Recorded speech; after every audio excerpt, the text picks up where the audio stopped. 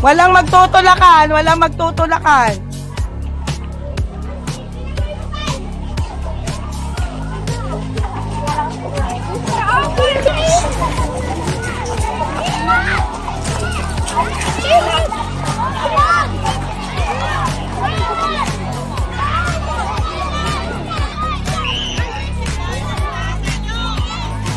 Oh, lumilindol, lumilindol, lumilindol. Ano gagawin? Oh, upo, upo, upo.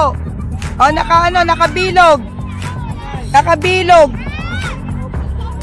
Nakabilog. Kailangan kayong nakabilog at nakatalikod para kung halimbawa merong babagsak na puno, makikita nyo kaya kayo dito nakaharap. Naintindihan po ba? Okay, in case na dumating yung lindol at may punong babagsak sa inyo, makikita nyo kaya dito kayo nakaharap. Hindi kayo nakaharap doon sa bawat kaklase nyo. Naintindihan po?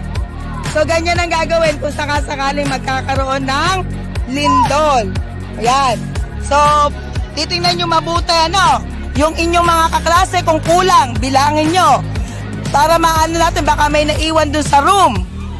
Baka merong naiwan dun sa classroom. Ayan, so hindi natin maano, kaya bilangin nyo. Sasabihin nyo, ma'am, ano po, nawawala. Oh, kumpleto ba? Okay. Oh, meron lang absent. Ayan, so ganyan po ang gagawin ninyo kung sakasakaling magkakaroon tayo ng lindol. Naintindihan ba, Daniel?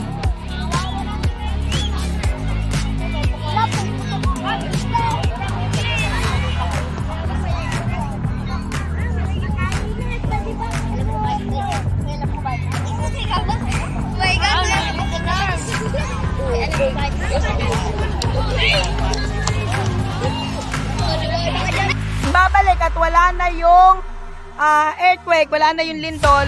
So, babalik na tayo sa classroom. Pero, bago kayo bumalik, syempre, i-check muna ng teacher kung okay ba yung classroom.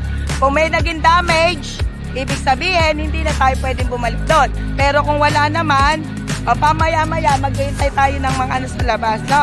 Sige, pansamantala. Ayan, so dahil ito ay drill, so babalik na tayo sa ating classroom. Sige, tara na. Ayo.